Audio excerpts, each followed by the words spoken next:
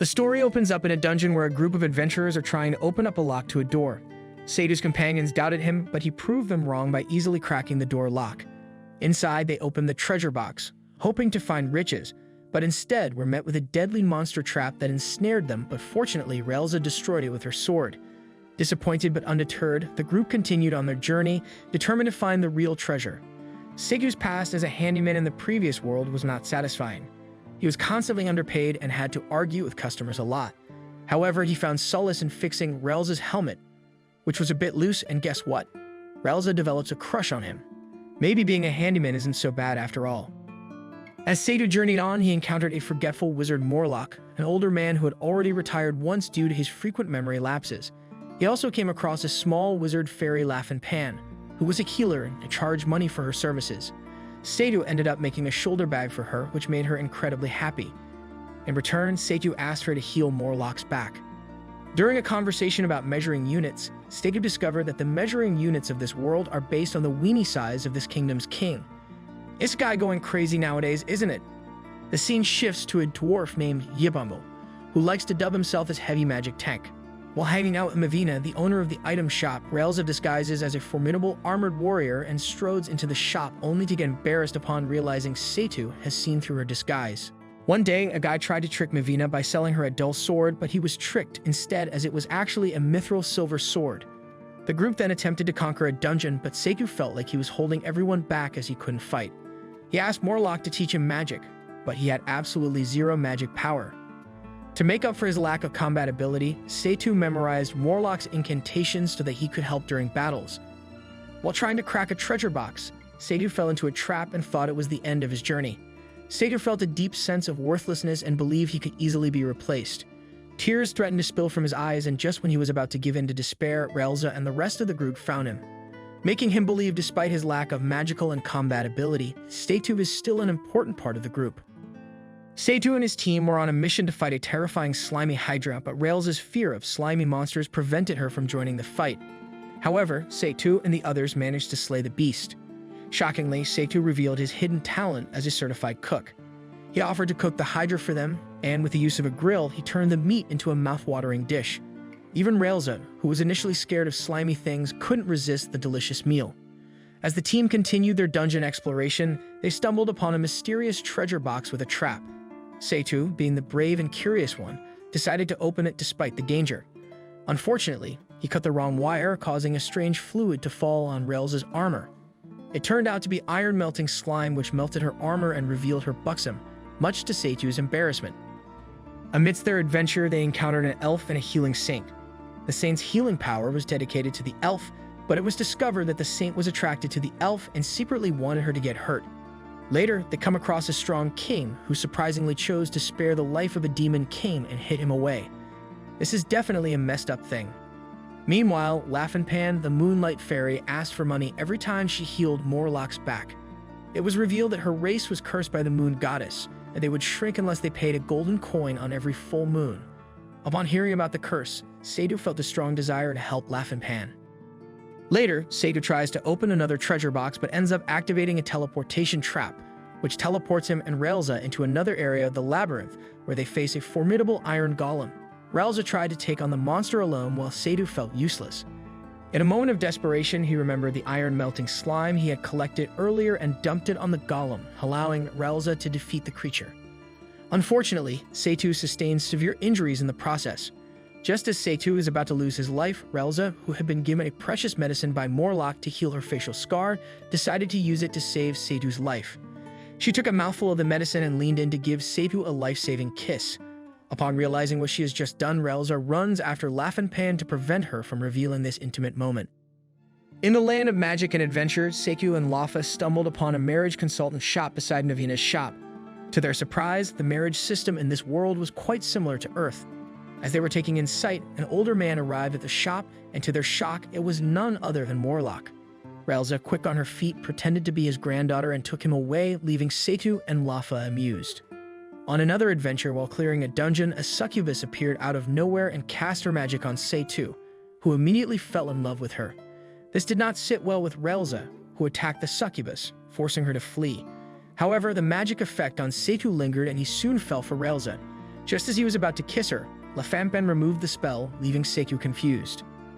Their adventure continued with the discovery of an electric trap that affected only those wearing armor. In a bid to save herself, Eliza had to remove her clothes. Though hesitant at first, she agreed when Saitou offered her his clothes. Unfortunately, Morlock, who was supposed to levitate the armor using his magic, forgot about it and gets an electric shock. Later, the group come across some more strange individuals, including an old magician who carried a huge staff and hated incantations. Secondly, a ninja who could use shadow magic and tried to trap a 400-year-old witch but failed because her shadow was connected to the demon realm. After a few attempts, the ninja returned with demon comrades and succeeded in trapping her. However, to everyone's surprise, he did not want to kill her, but rather wanted to kiss her. The authorities of the kingdom had to choose a hero from a list of candidates, but with no sign of a demon king, they chose a handsome-looking guy. For his party, they picked a cute girl and a priest who had connections to the minister. While cutting some dragon shells, Saitou's wire cutter breaks, and the only person who could repair it was an old retired man. The catch was that Saitou had to open 108 locks to access him. Fortunately, this was child's play for Saitou as he unlocked all the locks easily, leaving the blacksmith in shock. As a reward, he fixed Saitou's wire cutter and served them a dinner party. As their journey goes on, Saitou developed a fever and was unable to move. Eliza and the others decided to take minor jobs and let Saitou rest. To their surprise, Saitou discovered that without him, the party was a huge mess. The next day, Saitou shared his reincarnation story with Mavina, revealing that he had reincarnated on Eliza's bed. If not for Morlock saving him, Eliza would have killed him. While discussing the Iron Golem, Saitou wondered how it walked and if it had any special motor. They decided to go back to the dungeon to take a closer look at its corpse. Unfortunately, they found it gone. A vacuum robot from the modern world. Saitou wanted to capture it, but it ran away through a strange hole. Morlock investigated and discovered a secret passage blocked by magic.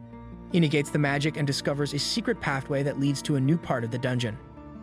The Great Labyrinth had become the center of attention for adventurers from all over the kingdom. They all wanted to explore the new path and collect some rare treasures. Among them was the hero Kane's party, led by the confident and skilled Kanes himself. As soon as they arrived, they encountered Saitou, a fellow adventurer whom Kanes recognized and greeted warmly. However, Monk Montel from the hero party was not so welcoming, as he had a grudge against Saitou and even tried to poison him. Fortunately, the elf party came to Saitou's rescue and saved him from Montel's treachery. It turned out that the elf party had just slain a powerful silver dragon, but there was more to these adventurers than met the eye. In reality, they were none other than the disguised Demon King and his minister on a secret mission to the Great Labyrinth. As Saitou and his party ventured deeper into the new part of the dungeon, they encountered fierce and powerful monsters, one of which put Morlock to sleep, leaving Eliza to fight alone. Just as things were looking dire, a mysterious girl named Eliza arrived on the scene, wielding an axe and ready to help. Together, they managed to defeat the monster and claim the treasure chest it was guarding, but it was locked and even Jibel, Eliza's trusted companion, couldn't open it. To everyone's surprise, Saitou stepped in and easily unlocked the chest, and guess what, Jibel fell in love with him, making Eliza jealous. Later on, Saitou found himself separated from his party and stumbled upon Monk Monpui, who dismissed him as weak and useless. However, Saitou impressed Monpui with some holy water he had stored in silver vessels and even shared some sandwiches he had prepared for the journey. Meanwhile, Eliza and the others had found Saitou, and they were all happy to be reunited. But things quickly took a turn when they encountered another monster, and Eliza and the Alpha party argued over who had the right to claim the treasure. This led to a duel between Eliza and the elf, which Saitou tried to defuse with his newly created light armor, but it backfired when Eliza's clothes became loose and revealed a bit too much. Later, Saitou stumbled upon the robot vacuum he had been looking for and followed it to a strange place filled with all kinds of earthly items. But he was ambushed by the ninja who had attacked the minister earlier, and Eliza came to his rescue once again.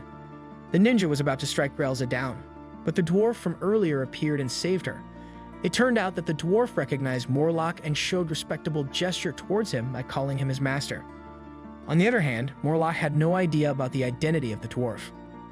The dwarf reveals that he has been searching for Morlock for 20 years. After a brief conversation, the dwarf reveals that Morlock's true identity is Great Mage Burgame, a renowned mage who left his hometown 20 years ago in search of forbidden magic. Before they can discuss this further, the ninja from before appears and stabs the dwarf with a kunai, accompanied by two greater demons.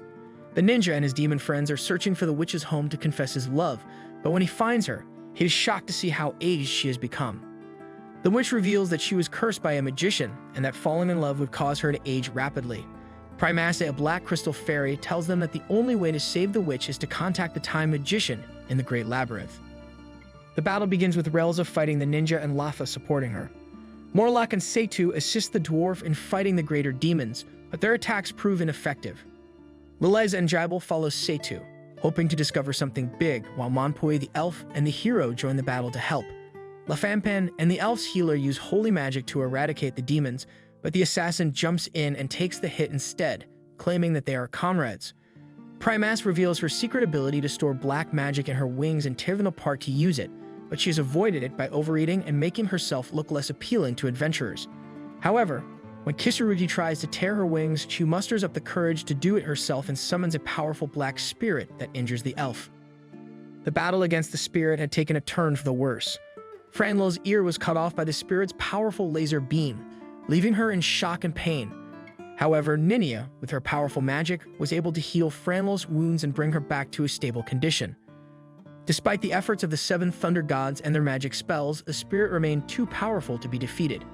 The situation was dire and Primace's motives were unclear. With Jibel and the others guarding them, Saitou suggested that Morlock should use his time magic to stop the spirit. Morlock was surprised to hear that Sabin knew about his secret spell. It was also revealed that Morlock was the one who had summoned Saitou. This led to the revelation of Morlock's dark past, which involved a tragedy that had befallen his family. Morlock had a young daughter whom he loved dearly. He was an aspiring great mage who spent days in the research lab to achieve his goal.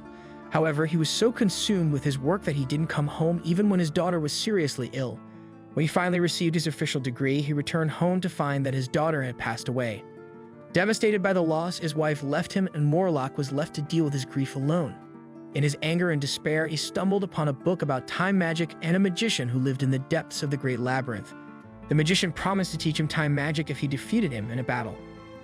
Morlock lost the battle and the magician erased his memories of his daughter and the time-stopping spell.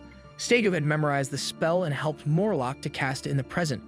With the help of Eliza, Ninia, Jibel, and the hero party, Saitou and Morlock were able to cast the time-stopping spell. However, after casting the spell, Morlock forgot what he was supposed to do. This led to a moment of confusion and panic. The battle against the spirit was still ongoing and the group needed to come up with a plan quickly. With the spirit's overwhelming power, they needed to act fast. However, with Morlock's memory loss, the situation became more complicated. The spirit continued its onslaught as the group struggled to devise a plan. It seemed like all hope was lost, but then a glimmer of hope appeared. Seta remembered what they needed to do, and with Morlock's help, they were able to cast the spell successfully. The spell froze the spirit in time, and the group was able to come up with a plan to defeat it. If you like what you saw, please subscribe to the channel and click the bell icon to get notified about our quality uploads.